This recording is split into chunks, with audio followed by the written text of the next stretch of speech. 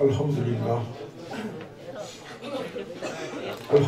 الذی بیدہ تصریف الاحوال و تخفیف الاسقام والصلاة والسلام علی سید الہادین الی محاسن الافعال وعلی آلہ وصحبہ المطاوعین لہ فی الصفات والاعمال اما بعد فاعوذ باللہ من الشیطان الرجیم بسم اللہ الرحمن الرحیم قال اللہ تبارک و تعالی فی القرآن المجید والفرقان الحمید یا ایہا النبی انا ارسلناک شاہدا ومبشرا ونذیرا صدق اللہ مولانا العظیم وعلی رسولنا البلاغ المبین قال اللہ تبارک و تعالی فی القرآن المجید والفرقان الحمید فی شان حبیبہ ان اللہ و ملائکتہ یصلون علی النبی یا ایہا الذین آمنوا صلوا علیہ وسلموا تسلیما اللہم صلی علی سیدنا و مولانا محمد وعلی آل سیدنا و مولانا محمد و اصحاب سیدنا و مولانا محمد و ازواج سیدنا و مولانا محمد و اولاد سیدنا و مأوانا و ملجانا و حبیبنا و طبیبنا و حبیب قلوبنا و طبیب قلوبنا و کریمنا و شفیعنا محمد و بارک وسلم وصلی علیہ مولا یا صلی وسلم دائما ابدا علی حبیبک خیر الخلق کلہم والحبیب الذی ترجى شفاعته لكل حول من الاحوال مقتحم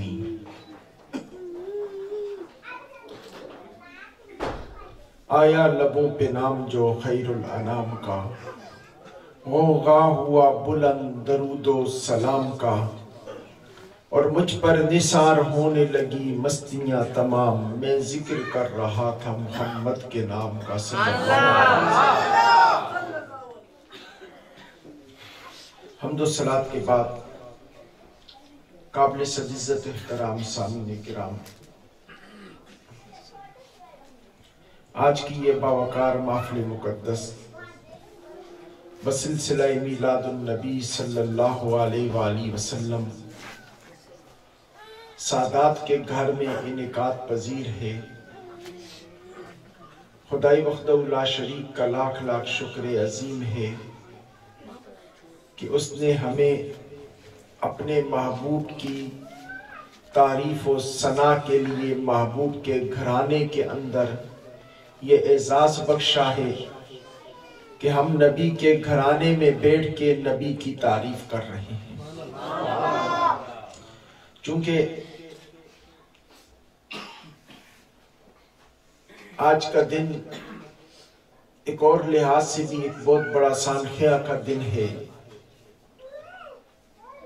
کہ استاد العلماء شیخ الحدیث و تفسیر استادی محترم علامہ خادم حسین رضوی صاحب رحمت اللہ تعالی علیہ کا وصال پرملال، چونکہ الفاظ کے اندر اس غم کو ڈھالنا ناممکن ہے،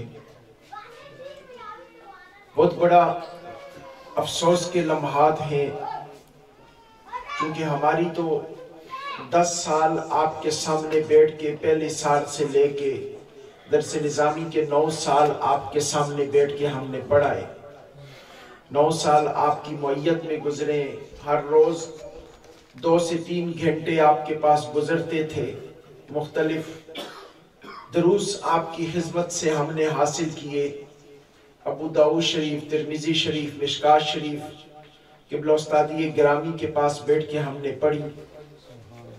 چونکہ بڑے مشکل لمحات ہیں یہ پوری امت مسلمہ کے لیے، بالخصوص پورے پاکستان کے لیے۔ خدائے وحدہ لا شریک قبلہ کے درجات بلند فرمائے اور ان کا جو فیض ہے اسے تا قائم قیامت آباد و شاداب مہربانی فرمائے۔ چونکہ وہ ایک بہت بڑا خلا ہے جو کبھی پر نہیں ہو سکتا۔ وہ ہستی ہے کہ جس نے ہر دل کو محبت مصطفیٰ کے ساتھ دھڑکنا سکھایا ہے۔ اور الحمدللہ میں اکثر یہ کہا کرتا ہوں کہ استادی محترم کا یہ کمال تھا کہ آپ جس وقت دورہ حدیث کے اندر ہمیں درس حدیث دیا کرتے تھے، ابو داؤد شریف پڑھایا کرتے تھے، تو محبت مصطفیٰ پہ جس وقت گفتگو کرتے تھے تو کئی لمحات ایسے آتے تھے جب پوری کلاس کی آنکھوں میں آنسو آ جایا کرتے تھے۔ یہ ان کا کمال تھا۔ اس دور کے اندر نہ کوئی سیاست کا عنوان تھا، نہ کوئی اور تھا، صرف درس حدیث جامعہ نظامیہ رضویہ کے اندر، دارالحدیث کے اندر بیٹھ کے درس حدیث دیا کرتے تھے۔ ابھی سیاست کا نام و نشان بھی نہیں تھا، یہ 2009 کی بات ہے، لیکن اس وقت بھی محبت مصطفیٰ کا عالم یہ تھا، کیفیت یہ تھی کہ آپ کی گفتگو سن کے ہر آنکھ میں آنسو آ جایا کرتے تھے۔ خدائے وحدہ لا شریک آپ کے درجات بلند فرمائے اور آپ کے اس فیوز و برکات کو تا قیام قیامت آباد و شاداب فرمائے۔ اور میرا انشاءاللہ یہ وجدان اور یقین کامل ہے کہ خدائے وحدہ لا شریک آپ کی آواز کو قیامت تک کے لیے عالم کفر کے اوپر لرزہ بنا کے طاری رکھے گا انشاءاللہ۔ میں نے جس آیت کریمہ کو موضوع سخن بنایا ہے، اس آیت کے اندر رب کائنات نے اپنے محبوب کی 5 اوصاف کا ذکر فرمایا ہے۔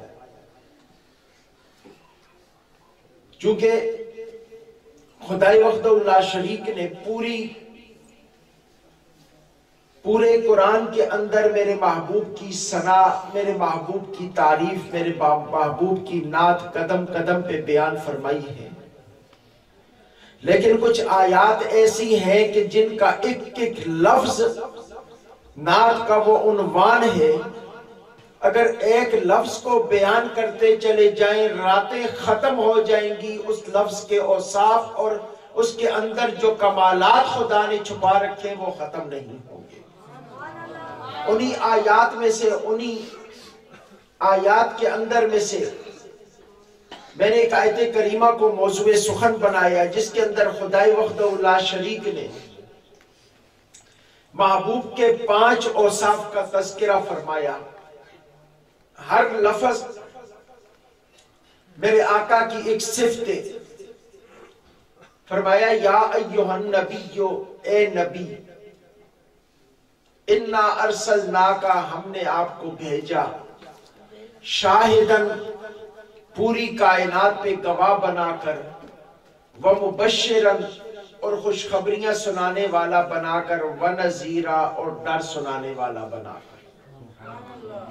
یہ 5 اوصاف رب کائنات نے اپنے محبوب کے اس آیت کریمہ کے اندر بیان کیے ہیں۔ اب اگر میں 10 منٹ بھی ایک ایک صفت پہ گفتگو کروں تو 50 منٹ، 1 گھنٹہ پورا ہو جائے گا۔ تمہیدی کلمات اور خطبے کو ملا کے 1 گھنٹے کی تقریر ہو جائے گی، لیکن ہر لفظ اپنے طور پہ یہ تقاضا کرتا ہے کہ مجھے اتنا ٹائم دیا جائے، اتنا وقت دیا جائے کہ میرا حق ادا ہو سکے۔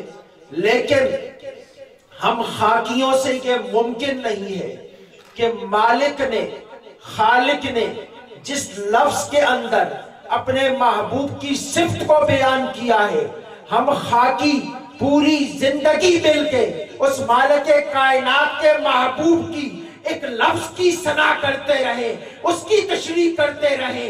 میں کہتا ہوں کہ خاکیوں کی خاک خاک میں مل جائے گی، نبی کی ثنا مکمل نہیں ہوگی۔ خاکیوں کی خاک خاک میں مل جائے گی، لیکن محبوب کی ثنا کا ایک باب مکمل نہیں ہوگا۔ صرف تھوڑی تھوڑی سی حاضری تاکہ کل قیامت والے دن ہمارا نام بھی کریم آقا علیہ السلام کے ثناخانوں میں آ جائے۔ کیونکہ آج مجھے استادوں کے ایک ایک لفظ جو ہے نا، یقین کریں ہر بات پہ استاد گرامی کا ایک ایک لفظ یاد آ رہا ہے۔ میں حقیقت یہ کہ آج تقریر کرنی بھی مشکل ہوئی ہے کہ جو بات بیان کرتا ہوں استاد گرامی کا کوئی نہ کوئی جملہ میری آنکھوں کے سامنے کھڑا ہو جاتا ہے۔ چونکہ یہ پوری زندگی ہم جو سرکار کی ثنا کرتے ہیں، مقصد یہی ہوتا ہے کہ قبر میں جس وقت سرکار کے سامنے جائے سر جھکایا ہوا نہ ہو بلکہ فخر سے سر اٹھایا ہوا ہو، یا رسول اللہ آپ کے منگتے آئے ہیں۔ اور میں نے جن آیات کریمہ کو موضوع سخن بنایا، خدا فرما رہا ہے کہ یا ایھا النبی، اے نبی۔ سب سے پہلا جو لفظ رب کائنات نے اپنے محبوب کے لیے استعمال کیا ہے وہ ہے لفظ نبی۔ خدا نے پکارا ہے یا ایھا النبی، اے نبی۔ اب نبی میرے آقا کریم علیہ السلام کی ایک صفت ہے، اور ہر صفت کا کوئی نہ کوئی معنی ہوتا ہے، بغیر معنی کے صفت نہیں ہوتی۔ تو خدا نے جس وقت یا ایھا النبی کہا تو کہا اے نبی، تو رب کائنات نے میرے آقا کو ایک صفت عطا فرمائی کہ اے محبوب تجھے میں صفت نبوت عطا فرما رہا ہوں، تجھے نبی بنا رہا ہوں۔ اب نبی کہتے کیسے ہیں؟ نبی نکلا ہے نب ان سے۔ نبی کس سے نکلا ہے؟ نب ان سے۔ اصل لفظ مصدر جو تھا وہ نب ان تھا، اس سے بنایا گیا نبی۔ اور نبی کا معنی کیا ہے؟ نب ان کا معنی ہوتا ہے خبر دینا۔ نب ان کا معنی ہوتا ہے خبر دینا۔ اور نبی اس سے صفت مشبہ کا صیغہ ہے جس کے اندر اس میں فاعل کا معنی پایا جاتا ہے۔ تو اب نبی کا معنی کیا ہو گیا؟ خبریں دینے والا۔ نبی کا معنی کیا ہو گیا؟ خبریں دینے والا۔ تو رب کائنات نے جب یہ کہا یا ایھا النبی، تو معنی کیا ہو گیا؟ اے خبریں دینے والے، اے خبریں دینے والے۔ اب اس میں لوگوں نے اعتراض کیا کہ بھائی خبریں تو اخبار بھی دیتے ہیں، ٹی وی بھی دیتے ہیں، رسائل بھی دیتے ہیں، جرائد بھی دیتے ہیں، تو کیا وہ سب نبی ہو گئے؟ کیا وہ سب نبی ہو گئے جو خبریں دیتے ہیں؟ تو سید احمد سعید کاظمی رحمت اللہ تعالی علیہ، آپ نے بڑی پیاری اس بات کی تشریح کی۔ آپ نے فرمایا نبی نکلا ہے نب ان سے۔ نب ان کا معنی ہوتا ہے خبریں دینا، نب ان کا معنی ہوتا ہے خبر دینا۔ تو نبی کا معنی ہو گیا خبریں دینے والا۔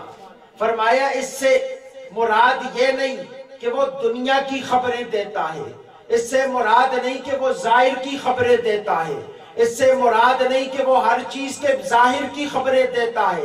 فرمایا نبی کا معنی یہ ہوگا کہ نبی اسے کہا جائے گا کہ جو زمین پہ بیٹھ کے لامکاں کی خبریں عطا کرے، جو مخلوق میں بیٹھ کے خالق کی خبریں عطا کرے، جو مملوک میں بیٹھ کے مالک کی خبریں عطا کرے۔ فرمایا نبی اسے کہا جائے گا جو زمین پہ بیٹھ کے جنت کی خبریں عطا کرے، جو انسانوں میں بیٹھ کے فرشتوں کی خبریں عطا کرے۔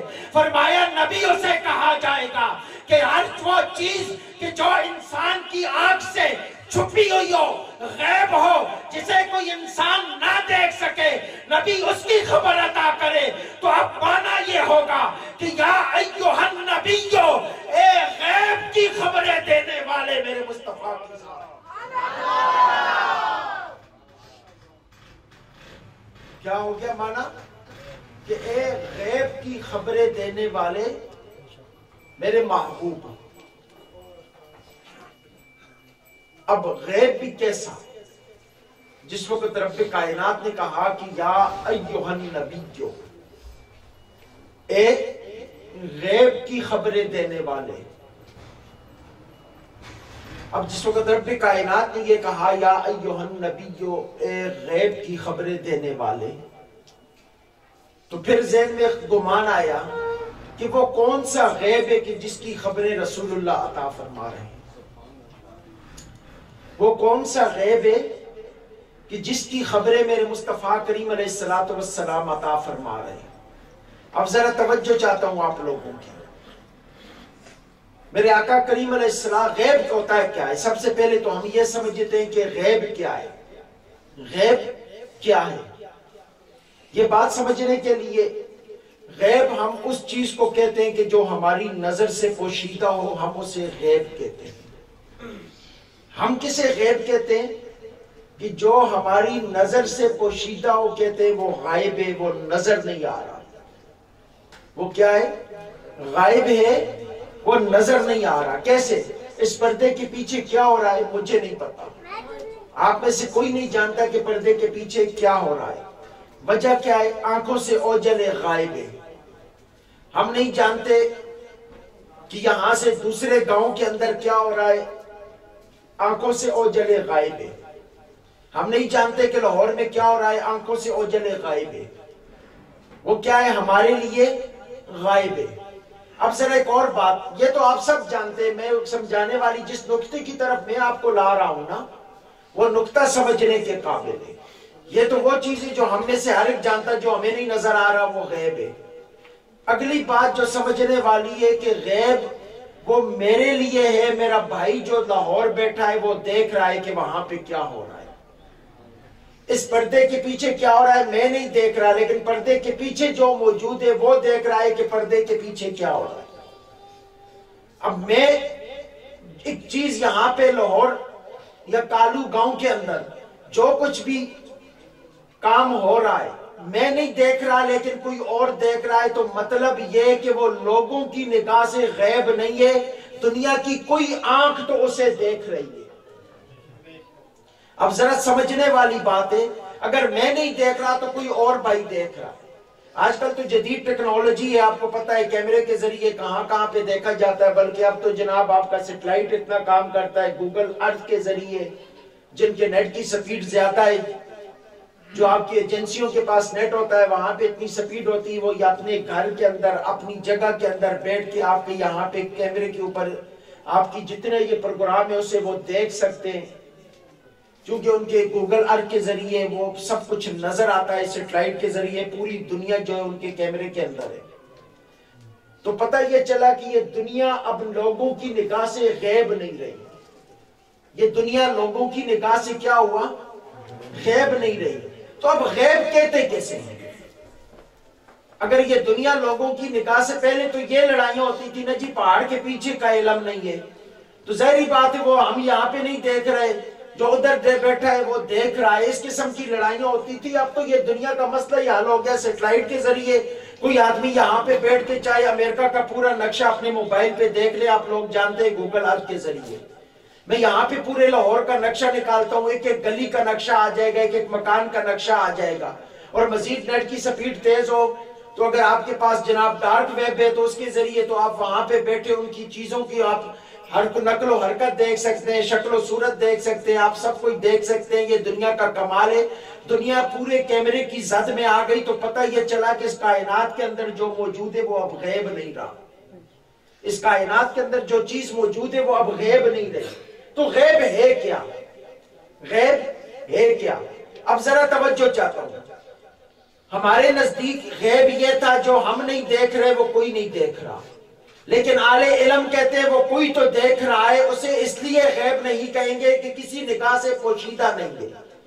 تو اہل علم کہتے ہیں کہ اب غیب کی تعریف یہ ہوگی، اب غیب کی تعریف یہ ہوگی جس غیب کے اوپر اعتراض کیا جاتا ہے، جس غیب کے اوپر بحث کی جاتی ہے، جس غیب کے اوپر گفتگو کی جاتی ہے. اب اس غیب سے مراد وہ غیب ہوگا کہ جسے کائنات کی کوئی آنکھ نہ دیکھ سکے، جسے کوئی انسان نہ دیکھ سکے، جسے کوئی جن نہ دیکھ سکے، جس کی خبر کوئی عام انسان نہ رکھتا ہو، اسے غیب کہا جائے گا. اب غیب ہے کیا؟ کہ جنت کا نظارہ اس زمین پہ بیٹھ کے کوئی نہیں کر سکتا، لیکن نگاہ مصطفیٰ زمین پہ بیٹھ کے جنت کے نظارے کرتی ہے. ارے جہنم کا نظارہ زمین پہ بیٹھ کے کوئی نہیں کر سکتا، لیکن نگاہ مصطفیٰ زمین پہ بیٹھ کے جہنم کا نظارہ کرتی ہے. ارے آسمان کا نظارہ کوئی نہیں کر سکتا، میرے مصطفیٰ زمین پہ بیٹھ کے آسمان کا نظارہ کرتے ہیں. اور تو اور خالق کائنات کا نظارہ کسی آنکھ نے دیکھا نہیں، لیکن میں قربان جاؤں میرے مصطفیٰ نے سر کی آنکھوں سے اپنے خدا کا دیدار کیا.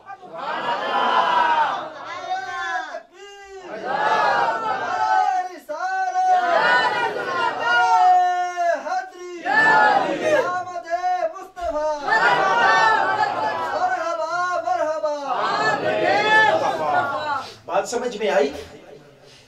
اب یہ بات میں نے ویسے ہی نہیں کہہ دی، صرف لفظ نبی کے اوپر دو دلیلیں دے کے پھر آگے ارسلناک کی طرف جاتے ہیں کہ وہاں پہ خدا نے کتنے راز چھپا رکھے ہیں. صرف 2 دلیلیں دے کے سیدہ کائنات سیدہ عائشہ صدیقہ رضی اللہ تعالی عنہا، میری اور آپ سب کی ماں، خدائے وحدہ لا شریک ان کی چادر تطہیر کا صدقہ ہمارے گھر کی عورتوں کو بھی عزت اور برکت والی زندگی عطا فرمائے۔ آپ فرماتی ہیں کہ میرے سامنے میرے آقا کریم علیہ الصلوۃ والسلام نے نماز پڑھی۔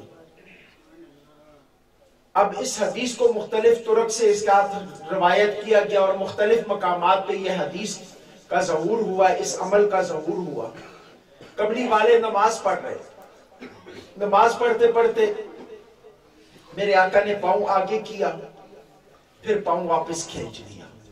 جب پاؤں آگے کیا تو ہاتھ بھی آگے کیا، جب پاؤں کھینچا تو پاؤں بھی ہاتھ بھی واپس کھینچ لیا، سلام پھیرا تو سیدہ کائنات سیدہ عائشہ صدیقہ رضی اللہ تعالی عنہا، چونکہ ہمارے لیے سب سید ہیں، وہ سیدہ عائشہ صدیقہ سلام اللہ علیہا ہوں یا سیدہ فاطمہ الزہرا سلام اللہ علیہا ہوں، ہمارے نزدیک تو جو بھی نبی کا گھر والا ہے وہ ہمارے لیے سید ہے، ہمارا سردار ہے۔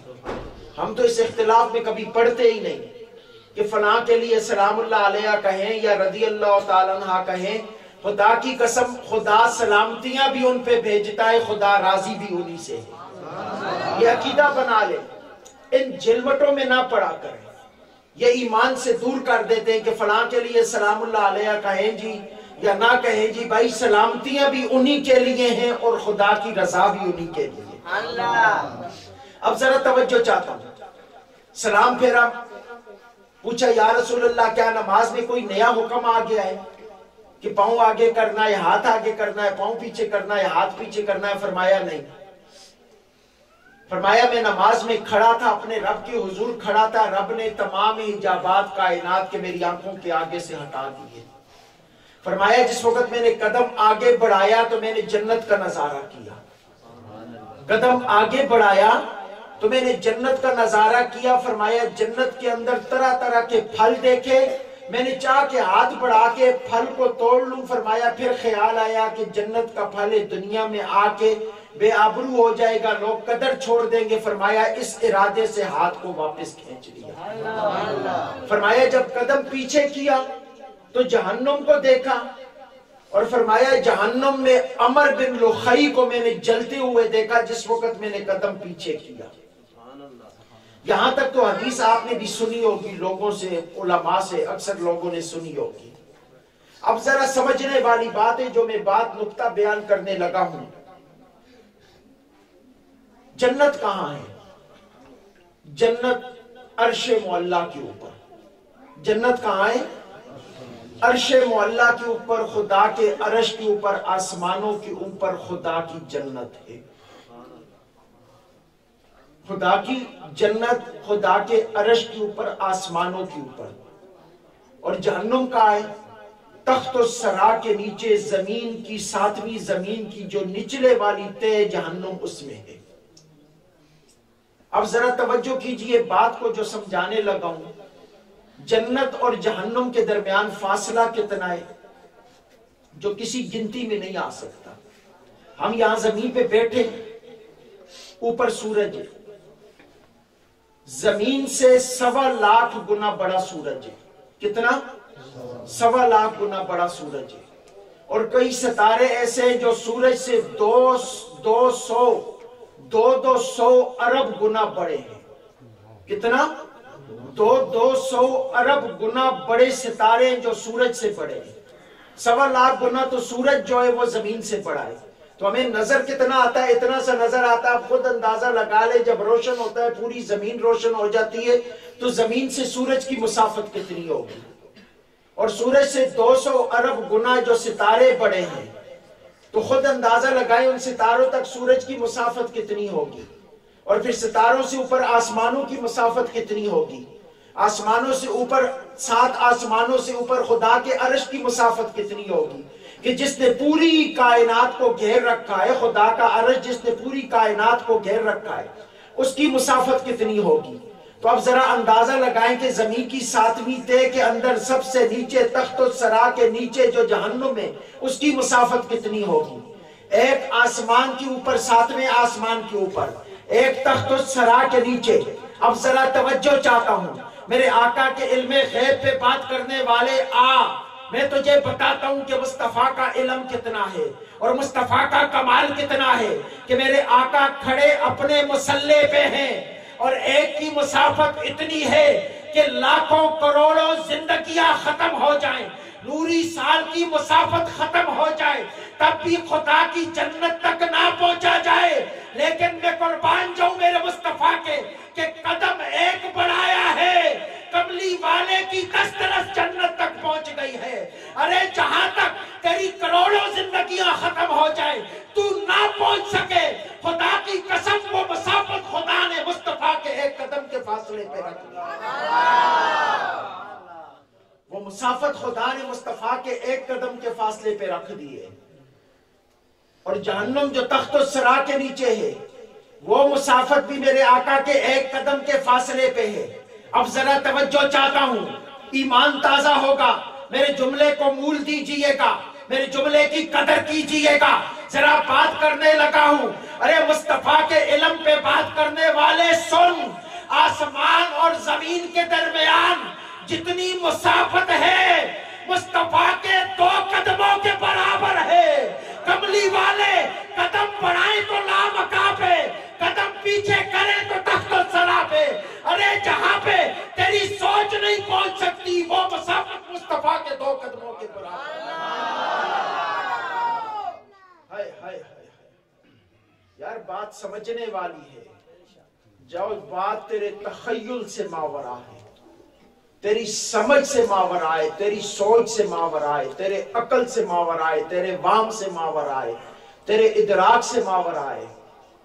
وہ تمام مسافتیں مصطفیٰ کے ایک قدم کے فاصلے پہ، وہ تمام مسافتیں کملی والے کے ایک قدم کے فاصلے پہ ہیں. اب ذرا میں پوچھتا ہوں، بتا کہاں پہ علم غیب کو جانچے گا؟ تو خدا نے جس وقت کہا نا یا ایھا النبی، اے غیب کی خبریں دینے والے، تو پتہ یہ چلا کہ رب کہہ رہا ہے محبوب تو وہ ہے جسے لا مکان کی بھی خبر ہے، مکان کی بھی خبر ہے، جسے آسمان کی بھی خبر ہے، جسے زمین کی بھی خبر ہے، جسے عرش کی بھی خبر ہے، جسے فرش کی بھی خبر ہے. محبوب اسی لیے تو تجھے یا ایھا النبی کہا کہ اے غیب کی خبریں دینے والے میرے محبوب. اب چونکہ آگے چلتے ہیں، وقت کے دامن میں اتنی گنجائش نہیں ہے کہ میں اس کے اوپر مزید گفتگو کروں، وگرنہ یہ تو ایسا موضوع ہے نا، اگر میں صرف ان چیزوں پہ گفتگو کروں نا جسے کوئی انسان جن نہیں دیکھ سکتا، صرف ان چیزوں پہ گفتگو کروں تو کئی گھنٹے گزر جائیں گے دلائل دیتے ہوئے کہ میرے مصطفیٰ وہ غیب جانتے ہیں جسے آج تک کسی انسانی آنکھ نے دیکھا ہی نہیں. وہ غیب میرے مصطفیٰ جانتے ہیں جو کسی کیمرے سے دیکھنا بھی ممکن نہیں ہے، کسی انسان کی آنکھ سے دیکھنا بھی ممکن نہیں ہے. ہر وہ چیز جسے ہم نہیں دیکھ سکتے وہ میرے مصطفیٰ دیکھتے ہیں. لیکن چونکہ وقت نہیں ہے میں اگلے چلتا ہوں. خدا نے کہا یا ایھا النبی، اے غیب کی خبریں دینے والے. آگے فرمایا انا ارسلناک، کہ بے شک ہم نے آپ کو بھیجا. اب آپ پورا قرآن پڑھ کے دیکھ لیں، پورا قرآن جہاں جہاں خالق کائنات نے میرے محبوب کی اس دنیا میں تشریف آوری کی بات کی نا، رب کائنات نے کسی مقام پہ یہ نہیں کہا کہ محبوب میں نے تجھے دنیا میں پیدا کیا. پورے قرآن میں کہیں بھی کوئی دکھا دے کہ جہاں پہ رب کائنات نے یہ کہا ہو کہ محبوب میں نے تجھے اس دنیا میں پیدا کیا. اب دیکھیں ہماری جب بات آئی تو خدا کہتا ہے خلق الانسان ضعیفا، کہ انسان کو کمزور پیدا کیا گیا. ہماری جب بات آتی ہے خدا تخلیق کا لفظ، خلق کا لفظ، پیدا کرنے کا لفظ استعمال کرتا ہے. لیکن جس وقت بھی پورے قرآن کے اندر رسول اللہ صلی اللہ علیہ وسلم، یہ بات یاد رکھیں، یہ عقیدہ سمجھنے والا ہے، جہاں پہ میرے آقا کریم علیہ السلام کی بات آتی پورے قرآن کے اندر خدا نے کہیں نہیں کہا محبوب تجھے پیدا کیا ہے. جہاں پہ بھی خدا نے کہا یا ارسلنا کا لفظ استعمال کیا یا باسنا کا لفظ استعمال کیا کہ دونوں کا معنی ہے بھیجنا. فرمایا وما ارسلناک الا رحمتا للعالمین، کہ محبوب تجھے کائنات کے لیے رحمت بنا کے بھیجا، اور یہاں پہ کہا یا ایھا النبی انا ارسلناک شاہدا و مبشرا و نذیرا، کہ اے نبی آپ کو شاہد، مبشر اور نذیر بنا کے بھیجا، اور کہیں پہ کہا لقد من اللہ علی المؤمنین اذ بعث فیہم رسولا، کہ خدا نے مومنوں پہ احسان کیا کہ ان میں جب اپنا رسول کو بھیجا۔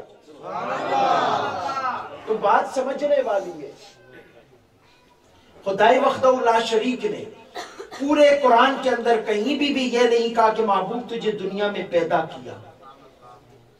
کوئی کسی کہا ہو تو نکال دے، میری تو نظر سے نہیں گزرا، قرآن کا حافظ ہوں، 25 سال مصلح سنایا ہے، پورا قرآن ترجمے سے پڑھا ہے، الحمدللہ پورے قرآن کو تفسیر سے پڑھا ہے، ترجمے سے پڑھا ہے، آج بھی الحمدللہ ہر روز تقریباً آدھا رکوع ترجمے کے ساتھ پڑھتا ہوں میں، یہ روٹین کے اندر شامل ہے۔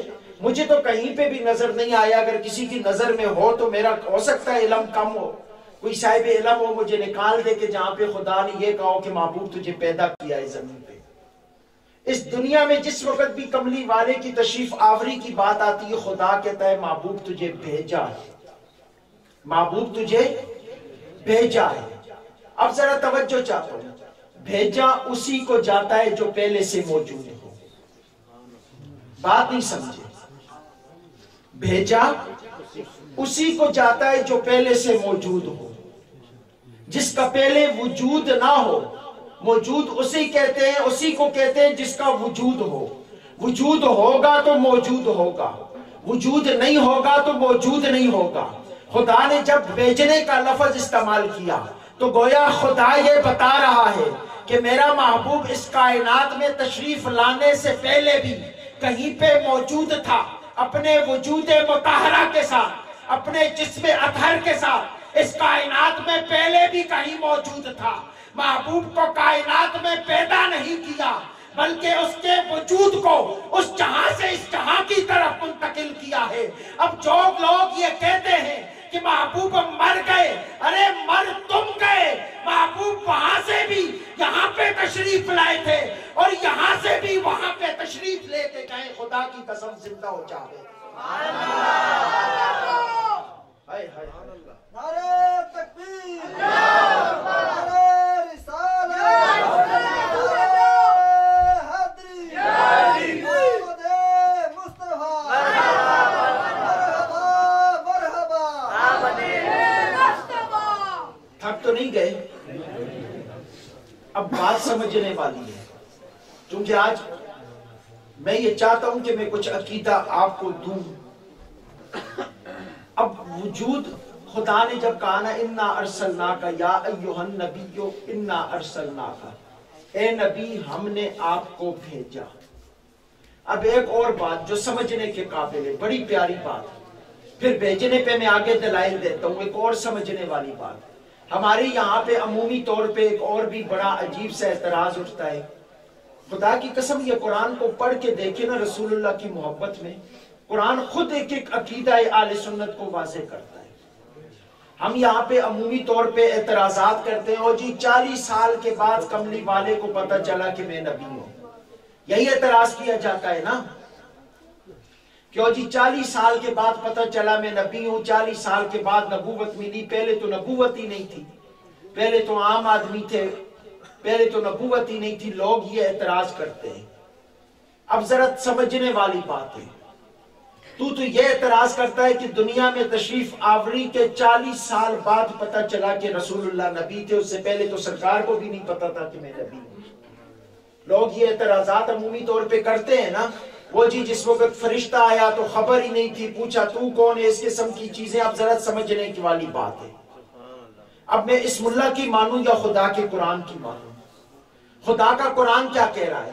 یا ایھا النبی، اے نبی، انا ارسلناک، ہم نے آپ کو بھیجا، شاہدن، پوری کائنات پہ گواہ بنا کر۔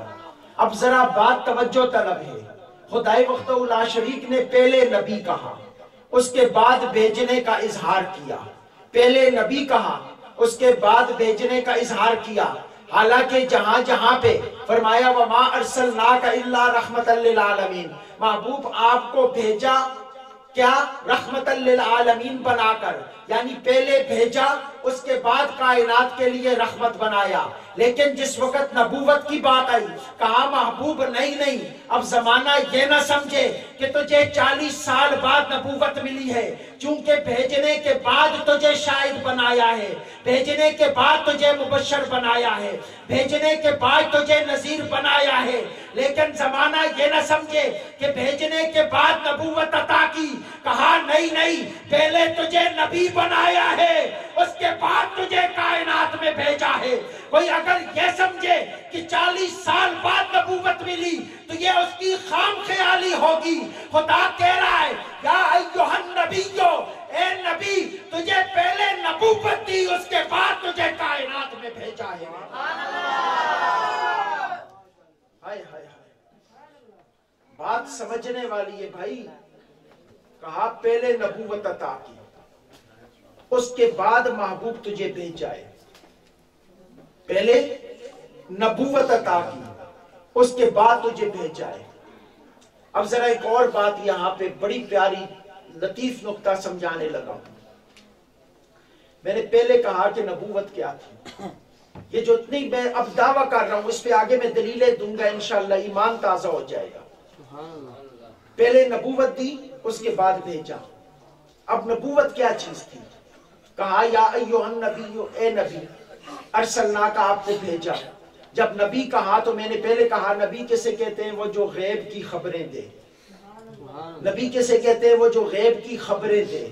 اب خدا کیا کہہ رہا ہے؟ اے غیب کی خبریں دینے والے میرے محبوب، میں نے آپ کو بھیجا۔ مولا کائنات یہ کیا؟ نبوت تو نے پہلے عطا کر دی، اس کے بعد بھیجنے کا اظہار کیا۔ فرمایا ہاں جب نبوت عطا کی تو کل کائنات کا غیب بھی مصطفیٰ کو عطا کر دیا۔ اب کوئی یہ سمجھے کہ کملی والے کو پتہ کچھ نہیں تھا تو سن، میرا محبوب وہ ہے کہ جو کائنات میں آنے سے پہلے کائنات کے ہر غیب سے واقف تھا۔ ارے تو دنیا کے غیب کی بات کرتا ہے، میرا محبوب تو وہ ہے کہ جو کائنات میں آنے سے پہلے کائنات کے ہر غیب سے واپس تھا۔ ارے اسے پتا تھا کہ زمین کیسے بنی ہے، اسے پتا تھا کہ آسمان کیسے بنا ہے، اسے پتا تھا کہ جبرائیل کو کیسے پیدا کیا، اسے پتا تھا کہ جنت و دوزخ کو کیسے بنایا۔ فرمایا پہلے کائنات کا غیب بتایا، اس کے بعد محبوب کو کائنات میں ظہور پذیر بنایا۔ نعرہ تکبیر، اللہ اکبر،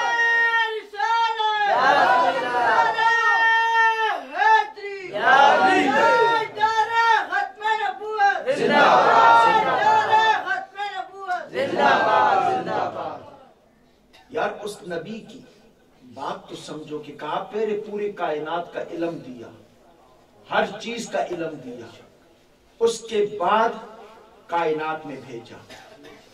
اب میں نے 2 دعوے پیش کیے، ایک یہ کہ پہلے نبوت دی پھر کائنات میں بھیجا، دوسرا یہ کہ پہلے کل کائنات کا علم دیا پھر کائنات میں بھیجا۔ نبوت دی تو علم بھی دیا، غیب کا علم دیا پھر کائنات میں بھیجا۔ کیسے؟ ذرا توجہ چاہتا ہوں، بڑی پیاری روایت۔ امام زین العابدین، سیدنا امام زین العابدین، یہ سیدنا امام عالی مقام امام حسین کے شہزادے، وہ روایت کرتے، اور یہ بات یاد رکھیے کہ سند حدیث کے اندر نا جو سند آل بیت کی نسبت سے امت تک پہنچے وہ سب سے مضبوط سند ہوتی ہے۔ جو آل بیت کی نسبت سے، سیدوں کا گھرانہ سیدوں کی بات ہے، جو آل بیت کی نسبت سے جو حدیث نا امت تک پہنچے وہ سب سے مضبوط سند ہوتی ہے کہ اس کے کسی راوی پہ کوئی بحث نہیں کر سکتا، نہ اس کی عدالت پہ کوئی بحث کر سکتا ہے، نہ اس کی صداقت پہ کوئی بحث کر سکتا ہے، نہ اس کے ثقہ ہونے پہ کوئی بحث کر سکتا ہے۔ اب یہ روایت امام زین العابدین بیان فرماتے ہیں۔ جلدی سے روایتیں بیان کر کے آگے شاہدن کی طرف چلتا ہوں، میرا خیال ہے کہ اسی پہ ٹائم بھی مکمل ہو جائے گا۔ اب ذرا توجہ چاہتا ہوں، سیدنا امام زین العابدین رضی اللہ تعالیٰ آپ فرماتے ہیں کہ میرے آقا کریم علیہ السلام نے فرمایا کہ میں جناب آدم علیہ السلام کی پیدائش سے، کس سے؟ پیدائش سے جناب آدم علیہ السلام کی پیدائش سے 14,000 سال پہلے اپنے رب کے حضور ایک نور تھا. کیا کہا؟ 14,000 سال پہلے.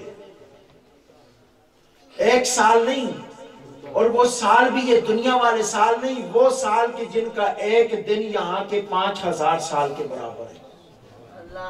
اس سال کا ایک دن یہاں کے 5,000 سال کے برابر ہے. وہ والے 14,000 سال پہلے آدم کی پیدائش سے سرکار کہتے ہیں میں اپنے رب کے حضور ایک نور تھا. اب ذرا توجہ چاہتا ہوں، بات آگے بڑھاتے ہیں. حضرت ارباز بن ساریہ رضی اللہ تعالی فرماتے ہیں کہ آدم علیہ السلام ابھی اپنے خمیر میں تھے، ابھی ان کا پتلا بھی تیار نہیں ہوا تھا، اور سرکار فرماتے ہیں مجھے رب نے نبوت عطا کر دی. فرماتے ہیں ابھی جناب آدم علیہ السلام کا پتلا بھی تیار نہیں ہوا تھا، ٹھیک ہے، اور فرماتے کہ ابھی ان کا پتلا بھی تیار نہیں ہوا تھا، خدا نے مجھے نبوت عطا کر دی. اب اگلی بات سنیں. مسلم شریف کی روایت ہے، بڑی پیاری روایت، ایمان تازہ ہو جائے گا. صاحب مسلم لکھتے ہیں کہ خدائے وحدہ لا شریک میرے آقا کریم علیہ السلام فرماتے ہیں کہ آسمان اور زمین کی تخلیق سے، آسمان اور زمین کی تخلیق سے، چونکہ میں اب ان کی تشریح میں نہیں جا رہا، ایک ایک حدیث جو ہے نا وہ اپنے طور پہ پوری تشریح رکھتی ہے، لیکن صرف احادیث دلیلیں دے رہا ہوں. فرمایا آسمان اور زمین کی تخلیق سے 50,000 سال پہلے، کتنا؟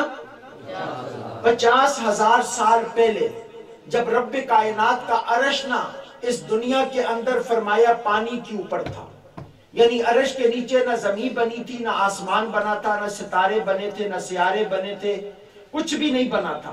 فرمایا نیچے صرف پانی تھا، اوپر خدا کا عرش تھا، حکومت تھی، اوپر خدا جانتا ہے کہ کیا ہے. فرمایا نیچے پانی تھا. آدم علیہ السلام فرمایا اس تمام چیز کی تخلیق سے 50,000 سال پہلے رب کائنات نے لوح محفوظ پہ ایک جملہ لکھا. اب ذرا توجہ چاہتا ہوں، جملہ سنیے گا. آج لوگ ختم نبوت پہ گفتگو کرتے ہیں، ختم نبوت پہ زبان درازیاں کرتے ہیں، اور میرے استاد محترم پوری زندگی ختم نبوت کا دفاع کرتے کرتے ان قادیانیوں کے مقابلے میں سیسا پلائی کی دیوار بن کے کھڑے رہے، اور امت کو یہ پیغام دیا کہ ختم نبوت ہمارے ایمان کا وہ عقیدہ ہے، ہمارے عقیدے کا وہ پہلو ہے کہ ختم نبوت کے اوپر ایمان کے بغیر ہمارا ایمان مکمل نہیں ہوتا. اور امیر المجاہدین کائنات کو یہ پیغام دے کے چلے گئے کہ زندگیاں مٹتی ہیں تو مٹ جائے، مصطفیٰ کی ختم نبوت پہ ہر اپنائے. آج بھی عالم کفر اس مرد کلندر کی اس نعرے سے لرزائے کہ تاجدار ختم نبوت، تاجدار ختم نبوت. ارے آج بھی عالم کفر کو پتا چلے کہ وہ مرد کلندر تو چلا گیا، لیکن ایسے لاکھوں لوگ تیار کر کے چلا گیا کہ جو اپنی زندگی کی آخری سانس تک ختم نبوت کا دفاع کریں گے. اور ہم یہاں پہ وعدہ کرتے ہیں کہ مرد کلندر، اے خادم حسین، تیرا مشن قیامت تک جاری رہے گا. ہم تیرے مشن کے پاس ماں بنیں گے اور ختم نبوت کے اوپر وہ پارا دیں گے کہ خون کا آخری قطرہ بہا دیں گے. مصطفیٰ کی ختم نبوت پہ تاجدار ختم نبوت، تاجدار ختم نبوت، تاجدار ختم نبوت، تاجدار ختم نبوت، تاجدار ختم نبوت، تاجدار ختم نبوت، تاجدار ختم نبوت.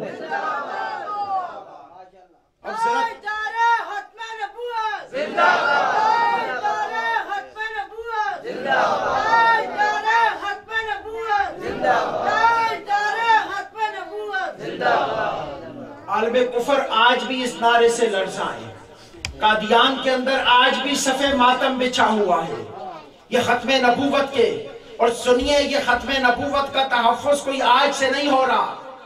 سرکار فرماتے ہیں، مسلم کی روایت ہے کہ آسمان و زمین کی تخلیق سے 50,000 سال پہلے رب کائنات نے مصطفیٰ کے ختم نبوت کا تحفظ یوں کیا، فرمایا خدا نے لوح محفوظ پہ لکھ دیا کہ ان محمدن صلی اللہ علیہ وآلہ وسلم خاتم النبیین، فرمایا لوگوں سنو، جس کا نام محمد ہے اسے ختم نبوت کا صحرا پہنا۔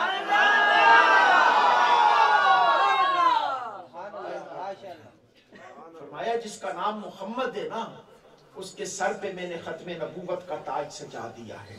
ارے آج ختم نبوت کے اوپر بھونکنے والے وہ قادیانی سن لیں، خدا کی قسم ہم کر تو سکتے ہیں، مصطفیٰ کی ختم نبوت کے اوپر کبھی بھی کمپرومائز نہیں کر سکتے۔ ہمیں تو سکھایا یہی کیا ہے کہ ختم نبوت زندہ باد کا نعرہ ایسے لگاؤ کہ تمہاری آوازیں اگر فنا ہوتی ہے تو ہو جائیں، مصطفیٰ کی ختم نبوت پہ حرف نہیں آنا چاہیے۔ اور آج وہ خادم حسین اس دنیا سے اگر گئے ہیں تو خدا کی قسم ہم جیسے لاکھوں تیار کر کے گئے ہیں کہ جو ختم نبوت کے دفاع کے اوپر زندگیاں قربان کرتے چلے جائیں۔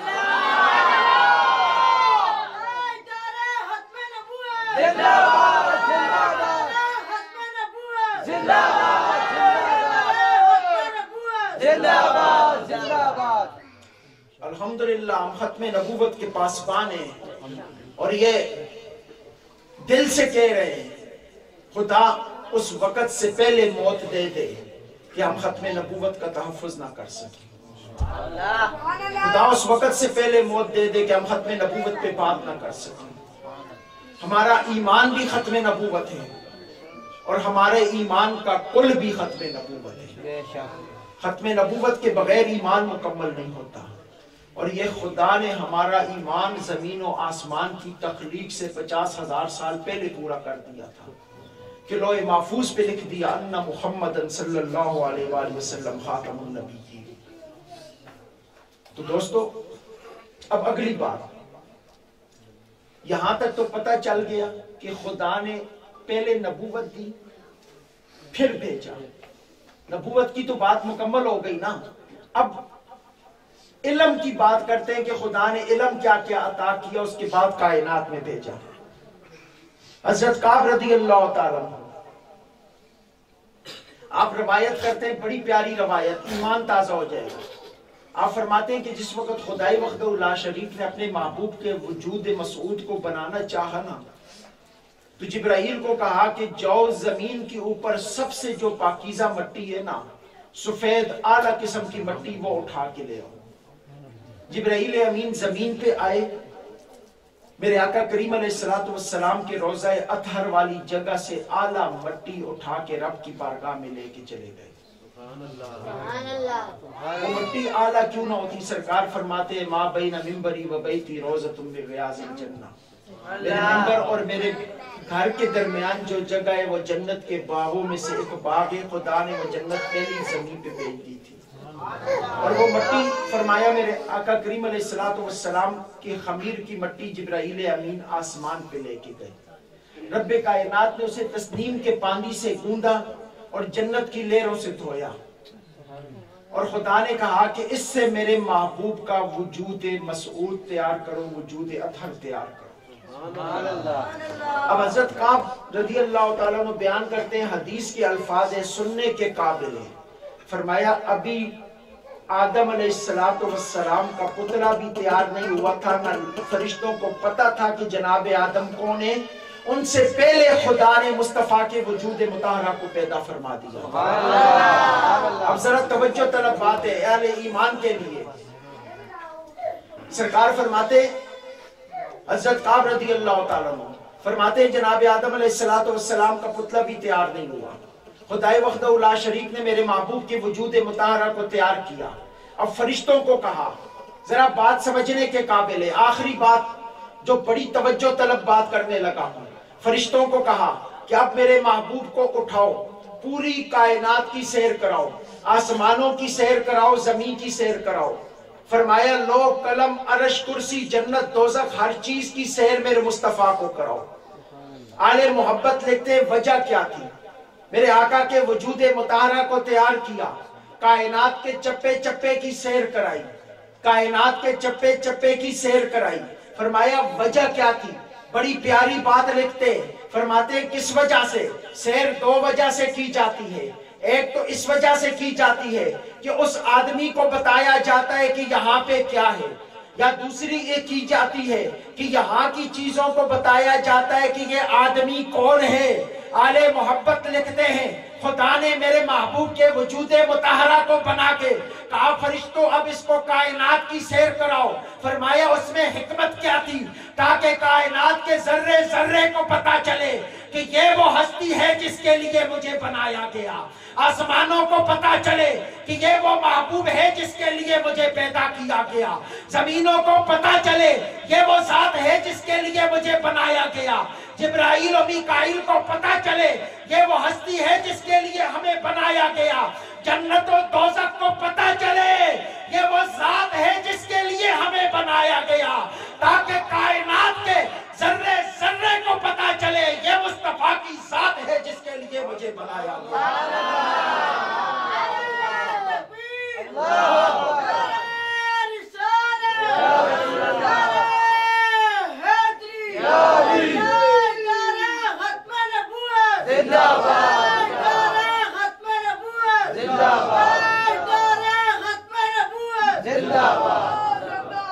اب ذرا توجہ چاہتا ہوں، بات جو میں نے کہا نا کل کائنات کا علم دیا، اب خدای وحدہ لا شریک نے محبوب کے وجود مطہرہ کو پوری کائنات کی سیر کرائی۔ اب وہ لکھتے اس لیے نہیں کرائی کہ مصطفیٰ انہیں جان سکے، فرمایا وہ تو سرکار پہلے ہی جانتے تھے، جب رب نے تخلیق نور کو کیا سرکار جانتے تھے کہ کون سی چیز کیسے بنی، کون سی چیز کیسے بنی۔ رب نے حجابات میں میرے مصطفیٰ کو چھپا کے رکھا ہوا تھا، حجابات سے باہر نکالا، وجود عطا کیا، پوری کائنات کو محبوب کی پہچان کرائی، آسمان و زمین جنت و دوزخ ستارے سیارے مشرق مغرب ہر چیز کو محبوب کی سیر کرائی۔ اب ذرا توجہ چاہتا ہوں، بات جو سمجھنے کے قابل ہے۔ روایات میں آتا ہے کہ جب میرے آقا اس کائنات میں تشریف لائے، جب میرے آقا اس کائنات میں تشریف لائے، جبرائیل نے کیا کیا؟ میرے کملی والے کو اٹھایا، پہلے مشرق کی سیر کرائی، پھر مغرب کی سیر کرائی، پھر کملی والے کو واپس لائے۔ اس میں حکمت کیا تھی؟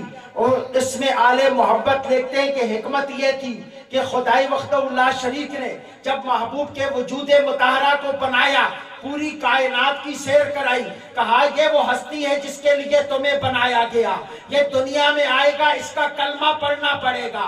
فرمایا جب زمین کے اندر خدا نے پیدا کیا تو جبرائیل کو کہا اب پھر پوری کائنات کو محبوب کی سیر کرا، محبوب کو پوری کائنات کی سیر کرا اور کائنات کو یہ بتا کہ یہی وہ ہستی ہے جس کے لیے تمہیں بنایا گیا ہے۔ کل تمہیں بتایا تھا کہ یہ آنے والے ہیں، آج تمہیں بتا رہے ہیں کہ محبوب کائنات میں تشریف لا چکے ہیں۔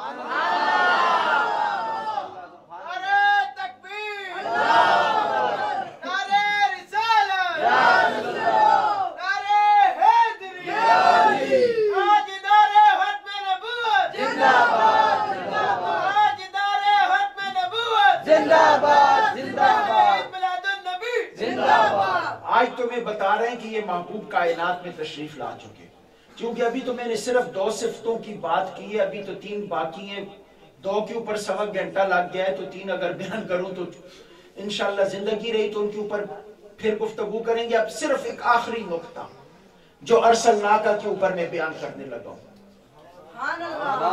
اور ایمان تازہ ہو جائے گا۔ وہ کس اعتبار سے؟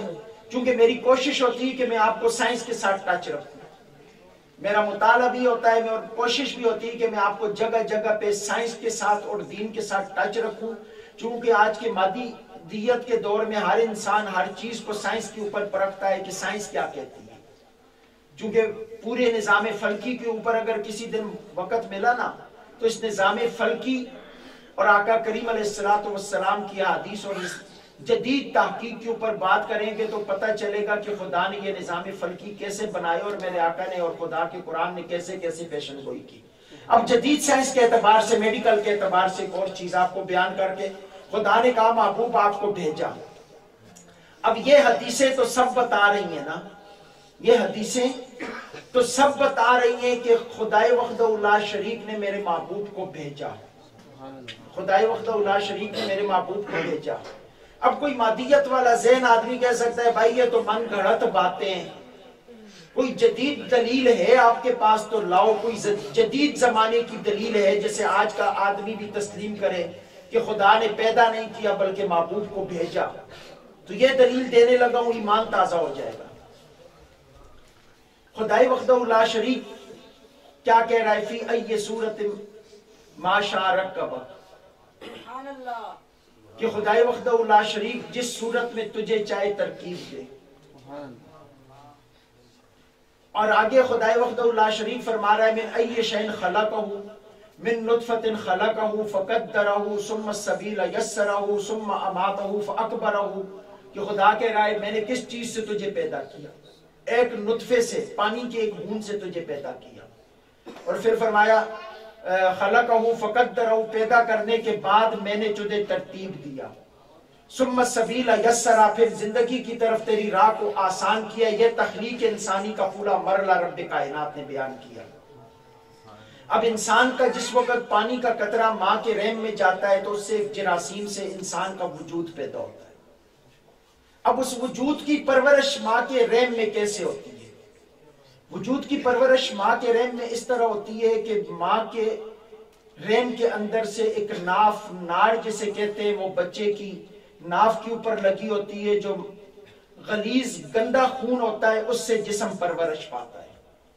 وہ غلیظ اور گندا خون جو ہوتا ہے نا، اس گندے خون سے بچہ ماں کے رحم کے اندر پرورش پاتا ہے۔ وہ خون بچے کو ملتا ہے، بچہ پرورش پاتا ہے۔ ہر انسان کی تخلیق کا یہی طریقہ کار ہے۔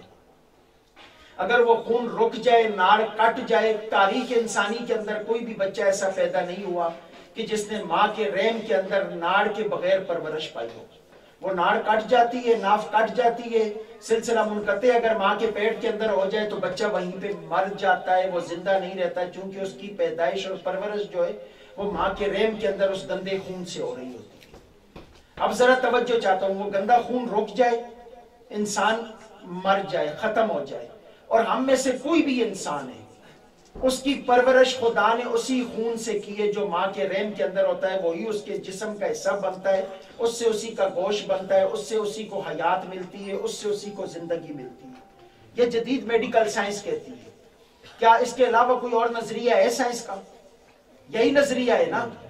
آپ میں سے اکثر لوگ ماشاءاللہ بچے سائنس پڑھے ہوئے ہیں، سبجیکٹ پڑھے ہوئے ہیں، سکول کے اندر F A B F A C کیا ہوا ہے، آپ جانتے ہیں کہ یہی طریقہ کار ہے بچے کی پیدائش کا کہ اس خون سے بچے کی پرورش ہوتی ہے، وہ خون رک جائے بچہ مر جاتا ہے۔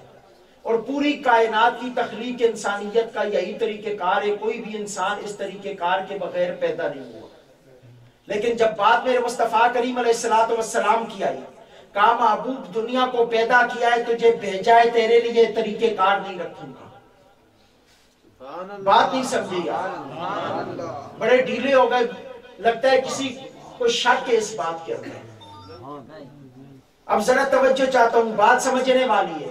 کہا محبوب آدم علیہ السلام کی تمام اولاد سے لے کے کائنات کے آخری انسان تک طریقہ یہ کہ ماں کے رحم کے اندر گندے خون سے اس ناف، اس رگ کے ذریعے، اس ناڑ کے ذریعے، اس ناف کے ذریعے ہر بچے کی پرورش کروں گا۔ یہ دستور تخلیق انسان ہے، یہ دستور تخلیق زمانہ ہے۔ لیکن جب تیری باری آئی، کہا محبوب دستور کو بدل دیا، طریقے کو بدل دیا، اس لیے کہ لوگوں کو پیدا کیا ہے، تجھے بھیجا ہے۔ لوگوں کی پرورش گندے خون سے ہوتی ہے، تب ماں کے رحم میں جسم بڑھتا ہے۔ لیکن میرے آقا جب اس کائنات میں تشریف لائے، ہر ایک کتب حدیث میں لکھا ہے کہ سرکار ناف بریدہ تھے، میرے آقا کی ناف کٹی ہوئی تھی، ناف جسم سے جڑی ہوئی نہیں تھی۔ ارے جڑی ہوئی کیسے ہوتی کہ سرکار کی غذا خون نہیں بلکہ نور تھا۔ ارے ہر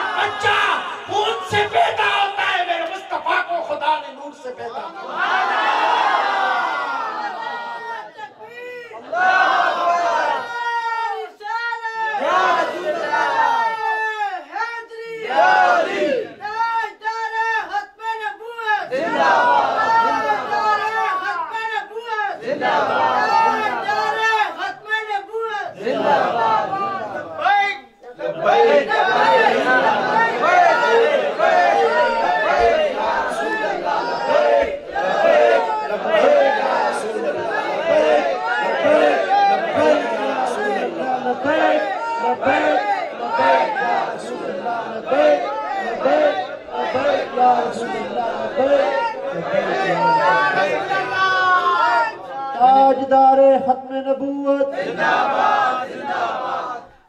میں نے پہلے بھی کہا تھا یہ سیاسی نعرہ نہیں، یہ تو ہماری ایمان کا نعرہ ہے الحمدللہ، اور یہ لگایا کرے، محبت سے لگایا کرے۔ ہم سیاست کی بنیاد پہ نہیں بات کرتے، ہم جب بھی بات کرتے ہیں ایمان کی بنیاد پہ بات کرتے ہیں، اور یہ نعرہ الحمدللہ ایمان کا حصہ ہے۔ تو میں عرض یہ کر رہا تھا، جو بات آخری بات، پوری کائنات کی تخلیق کا دستور یہ کہ ان کو پیدا کیا ماں کے خون سے غذا دی، لیکن آقا کریم علیہ السلام کو اس ناف بریدہ تھے۔ اب ظاہری بات ہے کسی نے ناف کاٹی ہے تو کٹی ہے نا، ویسے تو نہیں کٹی۔ تو اب پتہ یہ چلا اس وقت تو ماں کے پیٹ کے اندر آپریشن کی سہولت ہی نہیں تھی، کوئی جناب ایسے وہ چیز کیمرے ہی نہیں تھے، کوئی الٹرا ساؤنڈ کیمرے نہیں تھے جن سے پتہ چلے کہ ریم کے اندر کیا ہے، کیا ہو رہا ہے۔ تو اس وقت تو کوئی ایسی سہولت بھی نہیں تھی، اور سرکار کی پھپھی فرماتی ہیں آپ پیدا ہوئے تو ناف بریدہ تھے، مختون تھے۔ اب جب ناف تھی نہیں تو مطلب یہ کہ ماں کے پیٹ کے اندر وہ ناڑ، وہ رگ جو تھی، وہ ناف جو تھی، وہ سرکار کی ناف سے جڑی ہوئی نہیں تھی، اور وہ ناف کا کام کیا ہوتا ہے کہ غذا دیتی ہے۔ تو اب پتہ یہ چلا کہ جتنے بھی آئے دنیا میں وہ پیدا ہوئے، سرکار کو خدائی وحدہ لا شریک نے کہا محبوب پروسیس یہی ہوگا، طریقہ کار یہ ہوگا، اور سیدہ کائنات سیدہ آمنہ سلام اللہ علیہ خود فرماتی ہیں، آپ فرماتی ہیں کہ مجھے آخری وقت تک نہیں پتا تھا کہ میرے پیٹ کے اندر کوئی حمل موجود ہے۔ آپ فرماتی نہ مجھے تکلیفیں ہوئی، نہ مجھے درد کا احساس ہوا، نہ کسی اور چیز کا، حتیٰ کہ سرکار دنیا میں تشریف لے آئے۔ اب ظاہری بات ہے دنیا کا وجود ہوتا تو دنیا کی چیزوں کو طلب کرتا، وہ تو خدا کا نور تھا، نور کے اندر پرورش پا رہا تھا، نہ اس کا بوجھ تھا، نہ اس کے وجود کی تکلیف تھی۔ تو اب جدید سائنس کی روح سے بھی یہ پتا چلا کہ میرے محبوب اس کائنات میں پیدا نہیں ہوئے، بلکہ خدائی وحدہ لا شریک نے تخلیق کے اس پروسیس سے گزار کے مصطفیٰ کو اس دنیا میں بھیجا۔ خدائی وحدہ لا شریک نے میرے محبوب کو دنیا میں بھیجا، فرمایا یا ایھا النبی، اے غیب کی خبریں دینے والے، انا ارسلناک، ہم نے آپ کو بھیجا۔ انشاءاللہ زندگی رہی تو پھر کبھی شاہدن پہ، مبشرن پہ، نذیر، آپ کے ساتھ تو ملتے رہیں گے الحمدللہ۔ اس گھر میں تو ہر سال ہماری حاضری لگتی ہے، بلکہ مجھے انتظار رہتا ہے، چونکہ سادات کے گھر میں بیٹھ کے کملی والے کی ثنا کرنا میرا ایمان ہوتا ہے کہ رسول اللہ کی نگاہ ہم پر ہے۔ اور یہاں پہ میں اکثر یہ بات کرتا ہوں، میں پورے پاکستان میں سپیچز کرتا ہوں، لیکن اس گھر کے اندر آپ کو پتہ ہے پچھلے 2-3 سال سے جب بھی میں آتا ہوں ایک بات کرتا ہوں، یار بہت تھکا ہوا ہوں۔ آپ لوگوں نے تھکاوٹ دور کرنی، لیکن جب بھی یہاں پہ بیٹھتا ہوں خدا وحدہ لا شریک صحت بھی عطا کر دیتا ہے، ہمت بھی عطا کر دیتا ہے۔ یہ سادات کے گھرانے کا کرم ہے اور فضل ہے۔ خدائی وحدہ لا شریک اس گھرانے کے تصدق سے بھی ہم پہ کرم فرمائے، اور آقا کریم علیہ السلام کی محبت کرم نوازیاں ہمیں عطا فرمائے۔ وما علینا الا البلاغ۔